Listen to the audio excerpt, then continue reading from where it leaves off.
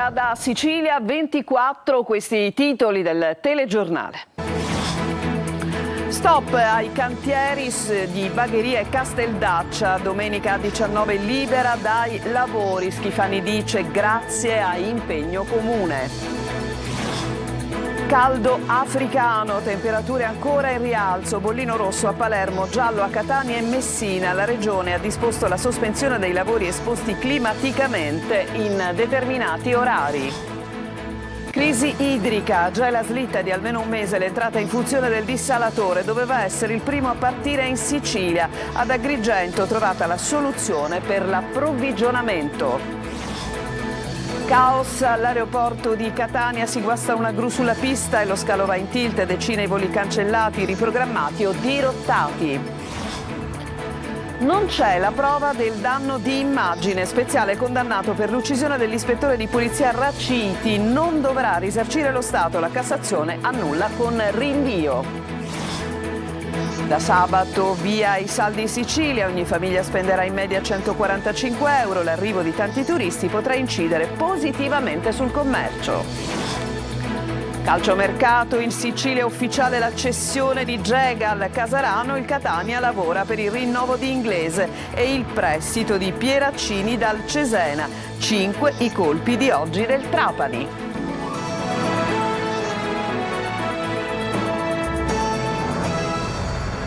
Trovati e come avete sentito dai nostri titoli c'è lo stop ai cantieri sulla A19, quelli di Bagheria e Casteldaccia che avevano costituito un vero e proprio incubo per gli automobilisti e che avevano tra l'altro dato il via a una querelle a suon di risposte, di botta e risposta tra il presidente della regione Schifani e i vertici dell'ANAS. Ma sentiamo il servizio.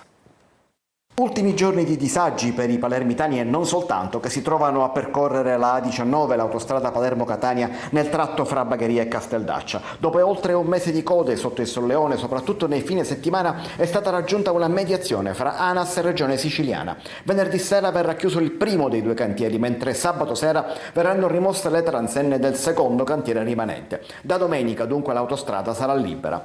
Un anticipo rispetto alle previsioni che è stato possibile grazie al lavoro su 3 turni 24 ore su 24 e grazie anche ad una mediazione fra Regione e ANAS che ha portato alla sospensione delle opere per l'estate.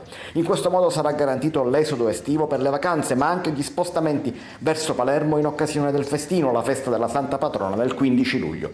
Soddisfatto il presidente Renato Schifani, che è anche commissario per i lavori lungo quell'autostrada e che era volato a Roma per incontrare personalmente l'amministratore delegato di ANAS Gemme. L'incontro era stato preceduto da una telefonata fra i due, servita a spegnere le polemiche esplose 2 fine settimana or sono, quando Schifani aveva chiesto addirittura la rimozione del vertice regionale di ANAS. Con l'incontro si è trovata la mediazione. Il 15 luglio arriverà anche un nuovo direttore regionale dell'ente strade e Schifani lo nominerà subcommissario, ma gli affiancherà Simona Vicari, che già è sua esperta. Intanto i cantieri chiudono e i palermitani sperano di poter tirare un sospiro di sollievo. E se potranno tirarlo per quanto riguarda il traffico, così non sarà invece per il caldo torrido, perché la Sicilia continuerà ad essere nella morsa del caldo. Palermo bollino rosso, Catania e Messina giallo fino a domani. Ma sentiamo. È imminente il picco del caldo africano che arriverà a partire da domani e per tutto il weekend in Sicilia. Le temperature schizzeranno ulteriormente fino a toccare i 40-41 gradi in alcune zone. La Protezione Civile regionale ha diffuso il consueto bollettino giornaliero indicando lo stato di preallerta per tutte le province, con livello giallo e temperature intorno ai 35 gradi a Catania, 36 a Messina e bollino rosso per la città di Palermo, dove l'ondata di calore sarà più persistente anche nella durata, visto che dovrebbe arrivare fino al weekend. Per far fronte alle alte temperature il comune ha sconsigliato di uscire da casa e fare sport nelle ore più calde, ovvero tra le 11 e le 17, una condizione di elevato caldo che si registrerà anche nelle aree interne dell'isola, con temperature più alte rispetto alla media stagionale, anche di 6-8 gradi. Anche la regione ha imposto lo stop dalle 12:30 alle 16 ad alcune attività lavorative a rischio nelle ore più calde, dal settore agricolo a quello edile. E ha suscitato non poche polemiche la proposta che Glovo ha rivolta ai suoi rider con bonus irrisori per continuare a lavorare anche con il caldo. I bonus sono del 2% tra i 32 e i 36 gradi, del 4% tra i 36 e i 40, dell'8% con temperature superiori ai 40 gradi, aumenti che equivalgono a pochi centesimi. I sindacati hanno scritto a Glovo sottolineando che nessun compenso può giustificare il lavoro in condizioni di rischio estremo e ha chiesto di correggere la comunicazione. In caso di ondate di calore come quelle di questi giorni, il lavoro va sospeso come prevede l'ordinanza della regione. Uno spiraglio per temperature più basse è previsto solo nella prossima settimana, ma non si scenderà sotto i 30 gradi. Doveva essere il primo impianto a entrare in funzione contro l'emergenza idrica in Sicilia, ma la riattivazione del dissalatore di Gela slitta di almeno un mese. Sentiamo Gerry Italia. Doveva essere pronto all'inizio di luglio, doveva ma non sarà così. Il dissalatore di Gela, il primo impianto mobile previsto per fronteggiare la crisi idrica in Sicilia, slitterà di almeno 4 settimane. Il via, secondo le ultime indicazioni del governo regionale, non arriverà prima di agosto. Le cause, tante e tutte concatenate. Nonostante gli operai di Siciliacque, la società partecipata da Italgas e Regione Siciliana, lavorino a pieno ritmo, i tempi si allungano. Una volta ultimata la posa del modulo di dissalazione, toccherà alla spagnola Cionagua eseguire i test di qualità sull'acqua. Solo dopo, e solo se i parametri saranno conformi, si potrà iniziare l'immissione in rete. Ma c'è un altro ostacolo non da poco: lo smaltimento della salamoia, il residuo salino della dissalazione. Una soluzione tecnica definitiva ancora non c'è, anche se si valuta un possibile coinvolgimento di Eni per lo scarico a mare. Ipotesi, ma non certezze, con altri tempi da attendere. L'impianto promette di produrre 96 litri di acqua potabile al secondo grazie a tecnologia di osmosi inversa e filtri avanzati. Costo stimato tra 1,50 € e 1,70 € al metro cubo. 1 milione di euro al mese per il funzionamento, un investimento complessivo di 100 milioni tra impianti, infrastrutture e tubazioni. Una volta a regime, l'acqua desalinizzata contribuirà a immettere in rete fino a 500 litri al secondo, abbastanza per servire oltre 200.000 persone. In sinergia con altri sistemi si potrebbero raggiungere oltre 800.000 utenti, ma per ora resta solo una promessa. Ieri intanto un piccolo sollievo: il governo centrale ha stanziato 21 milioni di euro per la gestione dei dissalatori di Gela, Porto Empedocle e Trapani, 10 milioni nel 2025, altri 11 nel 2026. Un'iniezione di risorse sì, ma l'acqua ancora non scorre. E andiamo ad Agrigento, dove c'è una svolta nei rifornimenti, perché arrivano 2 punti di carico per le autobotti per garantire più acqua, appunto, e meno disagi. Davide Sarto. Crisi idrica ad Agrigento, trovata la svolta per i rifornimenti. La protesta degli autobottisti ha fatto scattare un tavolo tecnico straordinario in prefettura per risolvere i problemi nella distribuzione dell'acqua. Dopo le modifiche alle modalità di fornitura emergenziale e i limiti ai trasportatori privati, è stata raggiunta un'intesa provvisoria: 2 i punti di carico disponibili per i 45 autotrasportatori per garantire tempi e quantità adeguati. La soluzione che si è prospettata è quella di cercare di aumentare i bocchettoni di ricarica per le autobotti, naturalmente in quei quartieri dove si può avere una maggiore portata idrica da Siciliacque. Se aumenta quindi e si è richiesto già una quantità idrica superiore rispetto a quella attuale, in quei quartieri dove ci sarà più quantità idrica si potranno aprire più bocchettoni, in modo tale che si possano frazionare gli approvvigionamenti da parte delle autobotti. L'obiettivo è ridurre i disagi e assicurare continuità nel rifornimento. Il monitoraggio resta però costante, con massima attenzione alla gestione dell'emergenza idrica. A Catania si guasta una gru sulla pista e l'aeroporto di Fontanarossa va letteralmente in tilt. Decine voli cancellati o dirottati. E abbiamo raccolto anche la rabbia e lo sconforto dei passeggeri. Sentiamo Tonino De Mana. Una raffica di ritardi e cancellazioni in partenza, voli dirottati in arrivo ed una sfilza di in attesa di informazioni. Sguardi persi nel vuoto e tanta rabbia sotto i pannelli dell'aeroporto Fontanarossa, assediati da centinaia e centinaia di passeggeri delusi. La rottura di una gru lungo le direttrici di atterraggio e decollo ad ovest della pista ha avuto come conseguenza l'interruzione dei voli in partenza ed in arrivo, situazione ripristinata poco dopo le 10, quando la gru nel cantiere di RFI per i lavori di prolungamento della pista è stata rimossa, consentendo la riapertura riapertura e la piena operatività dello scalo catanese. Il primo aereo ad atterrare è stato un Volotea proveniente da Verona che, con gli spazi aerei vuoti, è arrivato con 3 minuti di anticipo. Subito dopo è atterrato un velivolo proveniente da Düsseldorf. A cascata però decine e decine di voli sono stati cancellati o riprogrammati, lasciando a terra e nello sconforto i passeggeri. Lei dove è diretto? A Pisa. E che è successo? E mi hanno cancellato il volo e adesso sono rimasto qua, sono venuto alle 6 e me ne sto andando a casa. Qua non si sta capendo se partire oppure no, se i voli sono in ritardo o sono cancellati, qua ancora non lo stiamo capendo quello che è successo. Chi per lavoro, chi per vacanza si è trovato quindi costretto a rivedere piani e programmi. Dalle 5 di mattina che siamo all'aeroporto di Catania Fontana Rossa e dopo 3 ore ci hanno detto che è stato cancellato il volo e non hanno trovato un modo per mandarci nuovo a Malta. Nessuno all'aeroporto è stato in grado di aiutarmi, nessuno. Ho chiesto a chiunque, manco la polizia e i carabinieri mi hanno saputo dare una mano e adesso dobbiamo aspettare tutta la notte in aeroporto perché arriverà domani mattina un altro aereo per portarci a Malta. Insieme a me all'imbarco c'erano donne incinte, medici che dovevano andare a fare sicuramente delle visite. Brutte notizie anche per il volo Catania-New York. Dovevamo andare a New York e il volo è stato cancellato. Il sogno americano può aspettare? Deve aspettare, non può aspettare. L'omicidio Raciti, la Corte di Cassazione annulla il risarcimento allo Stato, riconosciuto un difetto di motivazione, rinviato a un nuovo collegio. L'avvocato Lipera dice contento del provvedimento, ma sarò felice quando Speziale verrà riconosciuto innocente. Il servizio. La lesione dell'immagine dello Stato richiede la prova di un concreto discredito presso l'opinione pubblica. Non è sufficiente la sola gravità degli episodi di violenza. La Corte di Cassazione ha accolto il secondo motivo di ricorso proposto da Antonino Speziale, condannato per l'omicidio preterintenzionale dell'agente di polizia Filippo Raciti, morto il 2 febbraio del 2007 negli scontri con ultraetnei fuori dallo stadio Angelo Massimino. La terza sezione civile della Cassazione ha annullato con rinvio la sentenza della Corte d'Appello di Catania, emessa l'8 giugno 2023, che aveva condannato a 100.000 euro di risarcimento per danno d'immagine in favore del Ministero dell'Interno e della Presidenza del Consiglio dei Ministri. La Suprema Corte, riconoscendo un difetto di motivazione, ha accolto così la richiesta presentata dall'avvocato Giuseppe Lipera. A volte la giustizia è dominata da eventi siderali. Io non lo so, nel 2007 ci fu il caso Speziale, ma ci fu anche il caso Guerlasco e dopo 18 anni stanno succedendo tante cose. Sono contento per questo provvedimento della Cassazione, senza dubbio, ma sarò felice quando verrà riconosciuta l'innocenza di Antonino Speziale.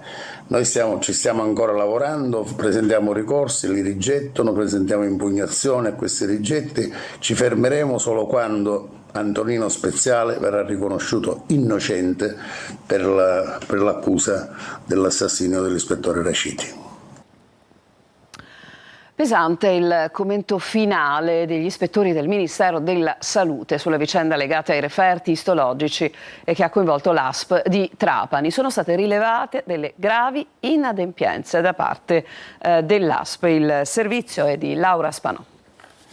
È impietosa la relazione degli ispettori del Ministero della Salute sulla vicenda relativa ai ritardi nella refertazione degli esami istologici all'ASP di Trapani e che ha visto l'iscrizione nel registro degli indagati 19 tra medici, infermieri e tecnici. Situazione critica sotto il profilo organizzativo e gestionale, triage non assegnati, mancato monitoraggio dei tempi di attesa, alert disattivati, scrivono gli ispettori arrivati a marzo in pieno scandalo. L'ASP, oggi parte offesa nel procedimento con l'assessorato regionale, si costituirà parte civile. Pesanti le criticità evidenziate dagli ispettori, 7 pagine di rilievi di cui 4 di inadempienze. Si parla del mancato accorpamento tra anatomia patologica di Trapani e Castelvetrano. Il tardivo accorpamento dei 2 reparti è stato ostacolato da una carenza di pianificazione operativa strutturata e condivisa che ha generato un'interruzione nella continuità gestionale con ripercussioni dirette sulla refertazione. Altro punto critico, l'uso del sistema gestionale. Si parla di attività svolte manualmente, difficoltà nella tracciabilità, nella gestione integrata e nel monitoraggio dei tempi di risposta. La relazione parla anche di mancata formazione del personale, mancata assegnazione di priorità agli esami, mancata chiusura delle cartelle cliniche. Ora la parola passa agli investigatori e ai magistrati che coordinano l'inchiesta e che dovranno dire se e quali altre responsabilità dovranno essere perseguite. Un 71enne di Partanna nel Trapanese è stato condannato a 7 anni di carcere per corruzione di minorenni e atti sessuali con la nipote, che oggi ha 10 anni e quando si sono verificati i fatti ne aveva 5. L'anziano era stato posto agli arresti domiciliari nel febbraio 2022. La storia era venuta alla luce il 24 agosto 2021 quando la piccola si confidò ai genitori che erano andati a riprenderla dopo averla affidata al nonno. La bambina raccontò anche altri particolari avvenuti l'anno prima, quando il nonno aveva iniziato a molestarla. A Siracusa, la notte tra lunedì e martedì, i carabinieri hanno arrestato in flagranza di reato per porto abusivo di armi e munizioni, detenzione illegale di armi clandestine, ricettazione, un 50enne, un 23enne e 2 22enne, tutti con precedenti di polizia in materia di stupefacenti e armi. Nell'operazione sono coinvolti anche 2 minori. E noi adesso ci fermiamo, c'è una breve pausa, torniamo tra poco.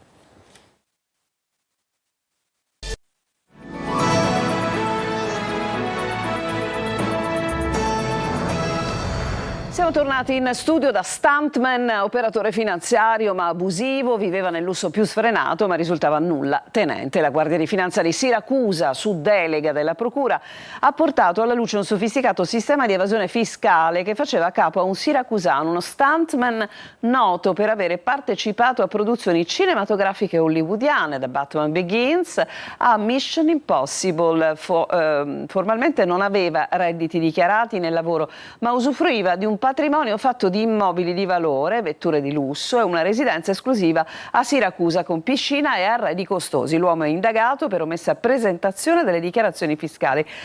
Questo la notizia che arrivava da Siracusa. E adesso invece andiamo a un incidente. Non c'è pace per le autostrade siciliane, in particolare per la A18, dove si contano incidenti stradali sempre più frequenti nel tratto compreso tra Giarra e Fiumefreddo. Oggi si sono scontrate una vettura e un'autocisterna che trasportava gasolio e che si è ribaltata su un fianco. Ecco, come avete visto poco fa, il conducente del camion ha riportato lievi ferite ed è stato trasportato all'ospedale di Giarra. I vigili del fuoco hanno provveduto a mettere in sicurezza i veicoli, evitando ulteriori rischi dovuti alla presenza del carburante sulla strada.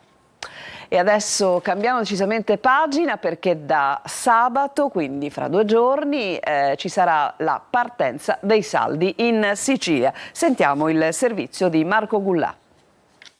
Pronti, partenza e shopping. Da sabato 5 luglio scattano ufficialmente in tutta la Sicilia i saldi estivi 2025, un appuntamento atteso da consumatori e negozianti che quest'anno arriva in un momento cruciale per il rilancio del commercio al dettaglio. La nostra previsione è di una spesa a famiglia di circa 140-145 euro, un giro d'affari, un volume d'affari di 200 milioni di euro in Sicilia, con una spesa pro capite di circa 70 euro. E ci auguriamo che anche la propensione verso un clima di sempre maggiore fiducia verso i negozi sotto casa continui e vada ancora più avanti in questo periodo dei saldi. Per la Federazione Moda Italia Confcommercio, nonostante le difficoltà legate alla situazione internazionale, l'arrivo di 19 milioni di turisti stranieri negli aeroporti italiani offre segnali di speranza. L'estate 2025 si preannuncia come la migliore del terzo millennio in termini di turismo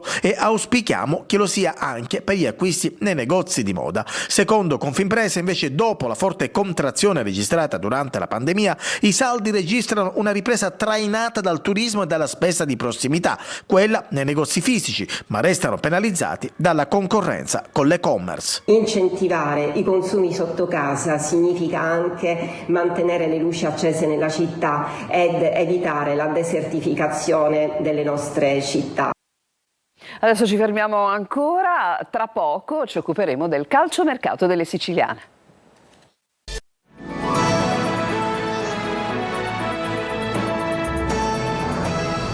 Siamo tornati in studio per il calciomercato ufficiale, la cessione di Gega al Casarano. Il Catania adesso lavora per il rinnovo di Inglese, il prestito di Pieraccini dal Cesena. Sono 5 i colpi odierni del Trapani, ma cominciamo dalla situazione del Palermo nel servizio di Francesco Triolo. In attesa del City, il Palermo con il lavoro del DS Osti individua i rinforzi che servono, ma per formalizzare serve l'ok del gruppo di cui fa parte il club rosanero. A breve l'ufficializzazione di Palumbo e Augello, mentre Vergara potrebbe rappresentare un'alternativa a Palumbo destinata ad essere titolare. Più complessa l'operazione Pafundi, giovane dell'Udinese, che per il prestito con diritto di riscatto chiede 10 milioni. Intanto ufficiale l'estensione del prestito al Valenciennes di Apoix. Il Catania ha ufficializzato nel pomeriggio la cessione a titolo definitivo di Erion Gega al Casarano, neopromosso in Serie C. Adesso l'obiettivo è quello di inserire 4-5 giocatori su una base considerata valida. Qualcuno arriverà in prossimità del ritiro di Norcia con la società che ha avuto la direttiva di spendere, ma è giusto. La strada che in difesa porta a Pieraccini è concreta, l'ipotesi è quella di un prestito, ma da studiare le eventuali opzioni. Capitolo inglese, il Catania ha formalizzato un'offerta che farebbe dell'attaccante l'atleta con l'ingaggio più alto.